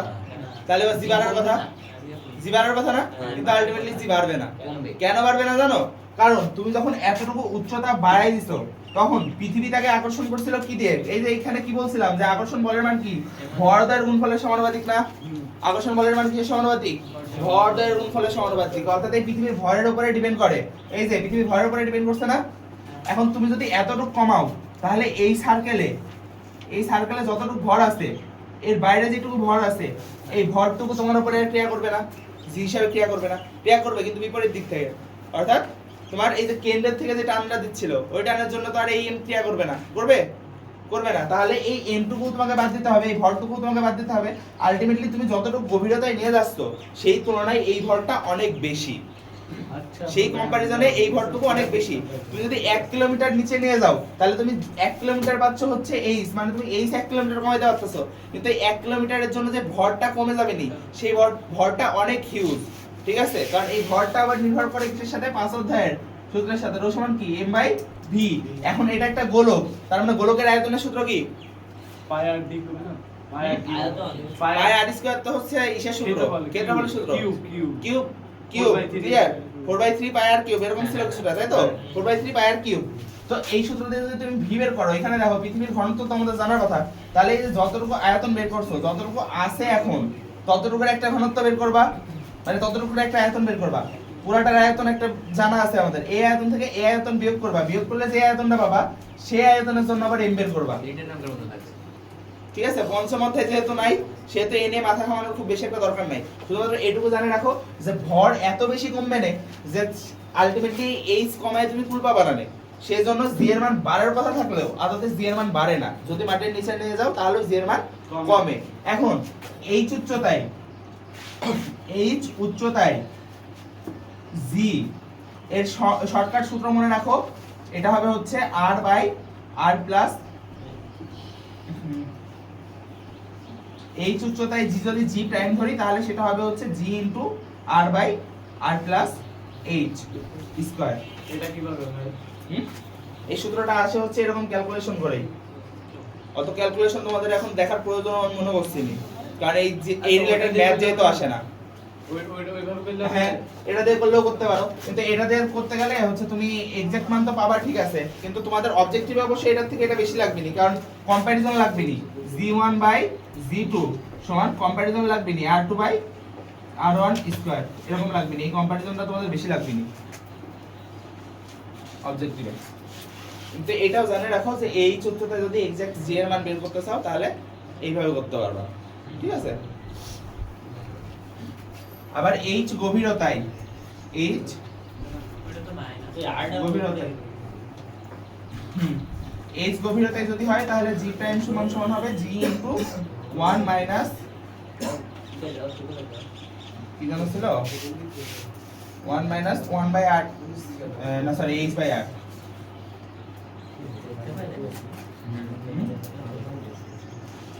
প্রথম দেখছো? হ্যাঁ, এটা গভীরে গেলে হ্যাঁ স্কয়ার।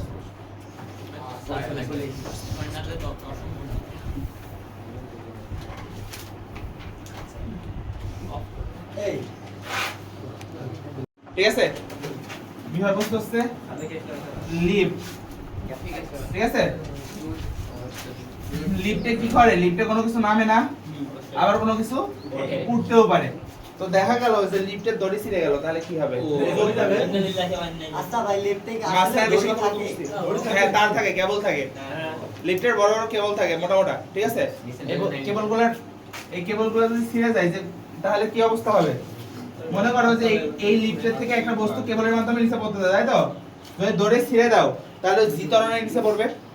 কোন ত্বরণের নিচে পড়বে? জি ত্বরণের নিচে পড়বে। তাহলে আমাদের প্রশ্ন হচ্ছে যে লিফট জি ত্বরণের যদি পড়ে তাহলে তুমি লিফটের মধ্যে আছো, তুমি কেমন অনুভব করবা তোমার ওজনটাকে? ওজন মানে কি? W সমান mg না? W সমান mg। এখন যখন হচ্ছে স্থিরে নিচে পড়তেছো, যখন স্থিরে নিচে পড়তেছো তখন অভিকর্ষ ত্বরণ জি ত্বরণে তুমি পড়তেছো, তাই তো? জি ত্বরণে পড়তেছো, তাহলে W সমান সমান কি হওয়ার কথা?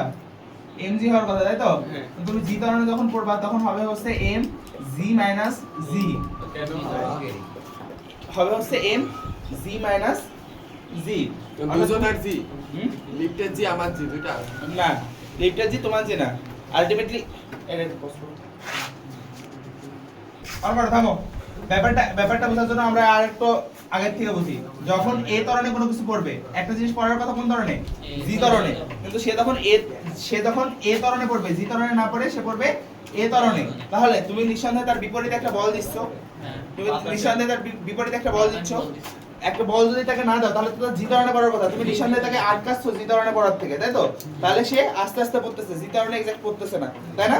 এই যে বাধাদানকারী যে বলটুকু, যেটুকু বল বাধা দিচ্ছ সেটুকু কি জি মাইনাস এ হবে না? কারণ কি আমরা কি জানি এফ সমান এম এ, বা পড়তে থাকলে এম জি বলতে পারি, তাই তো? এখন যদি প্রথমটা হয় হচ্ছে এম জি আর দ্বিতীয়টা হয় যদি এম এ, তাহলে তুমি এর যতটুকু বল তুমি প্রয়োগ করতেছো আর কি সেটুকু কত হবে? এই যে এখান থেকে এরকম হবে না, এম জি মাইনাস এ এরকম হবে না? এরকম হওয়ার কথা না? কারণ তুমি যদি আলটিমেটলি এটা বের করো আর এটা বের করো, দেখবা এখানে হচ্ছে ই আলাদা, মানে এম একই, তার মানে আলটিমেটলি এফটা ডিপেন্ড করতেছে হচ্ছে এর উপরে আর জিরো করে, তাই তো? তার মানে জি থেকে যেহেতু এ কমাইতেছো, সুতরাং যেটুকু কমাইতেছো সেইটুকুই আলটিমেটলি আমাদের এফ সমান সমান হবে, তাই তো? এটা হচ্ছে বাতাসের বাধাদানকারী, মানে বাধাদানকারী বল, তুমি যেটা বিপরীত বল প্রয়োগ করতেছো সেটা তো, ঠিক আছে? তাহলে এই এফ মানে কি? এটাই তো ডাব্লু, এটাই ডাব্লু না? তাহলে সেটা যদি হয় তাহলে এরকম হবে না, এম জি মাইনাস এ। এখন যদি জি ত্বরণে পড়তে থাকে, তাহলে এখানকার যে এ আছে, এই এর বদলে কি হবে? জি। তাহলে এখানে আমি লিখতে পারি জি ত্বরণে পড়লে এম জি মাইনাস জি সমান কি হবে? 0। অর্থাৎ লিফটে যদি দড়ি ছিঁড়ে যায় তাহলে তুমি সেখানে নিজেকে ওজনহীন অনুভব করবে, যদি বাতাসের বাধা না ওজনহীন অনুভব করবে। এখন একটা লিফটের যা ভর সেটাতে আলটিমেটলি বাতাসের বাধাটা খুবই সামান্য, যেটুকু খুব বেশি একটা করে না, তুমি সেখানে অনেকটা নিজেকে ওজনহীন অনুভব করবা। এখন এই জিনিসটার বাস্তব প্রয়োগ তুমি লিফটে উঠলেই দেখতে পাবা। দেখবা যখন ওঠা শুরু করবে তখন তোমার কাছে একটু নিজে হালকা মনে হবে না, একটু উড়ছি মনে হবে, হালকা পাতলা, তাই না? হ্যাঁ, বা নিচে যখন নামা শুরু করবে তখন দেখবা হুট করে মনে হয় যেন পায়ের তল থেকে মাটি সরে গেল, মনে হয় না? পায়ের তল থেকে মাটি সরে গেল মনে হয় না? হ্যাঁ, আর যখন উপরে ওঠা শুরু করবে তখন কি মনে হয় যে একটু পায়ের দিক বেশি চাপ পড়লো না, মনে হয় না? হ্যাঁ, ওইটুকু কেন হয়? এটা জি ত্বরণের নিচে বললে, এবার যদি জি ত্বরণের উপরে ওঠে তাহলে জি ত্বরণে যদি উপরে ওঠে, তাহলে তুমি যদি এ ত্বরণে উপরে উঠাইতা তাহলে তোমার কি বল দেওয়া লাগতো?